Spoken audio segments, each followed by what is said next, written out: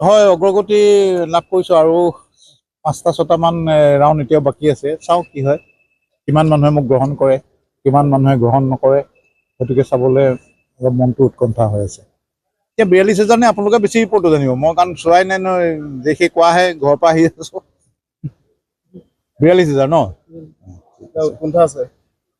উৎকণ্ঠা মোৰ আৰম্ভ হৈছে, এতিয়া টেনশ্যন আৰম্ভ হৈছে। মই কৈছিলোঁ যে যেতিয়া নিৰ্বাচনী অধিসূচনা যেতিয়া জাৰি কৰিছিল তাৰ পৰা ইলেকশ্যন আজিলৈকে মোৰ কোনো টেনশ্যন নাছিল, খুব মনটো আনন্দৰে ফূৰ্তি ফাৰ্তা কৰিলোঁ, ঘূৰিলোঁ মেলিলোঁ ইফালে ইফালে, কিন্তু আজিৰ পৰা মোৰ ফুল টেনশ্যন আৰম্ভ।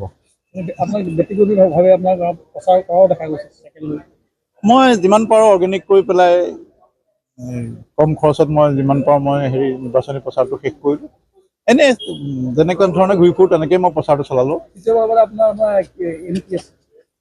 এইম একো নাই মোৰ, যেনেকৈ চলি আছিল তেনেকৈ চলি যাম, যেনেকৈ কাম কৰিবলৈ আছিল কৰি যাম, সেইখিনি প্লেনিং কৰিম, তেনেকুৱা ধৰণে আগবঢ়াওঁ কোনটো দিশত।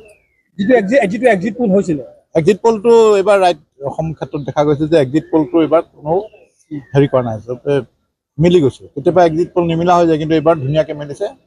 সেইকাৰণে সেই এক্সিট পলৰ যিসকল মানে মালিক তেওঁলোককো মই ধন্যবাদ জ্ঞাপন কৰিছোঁ।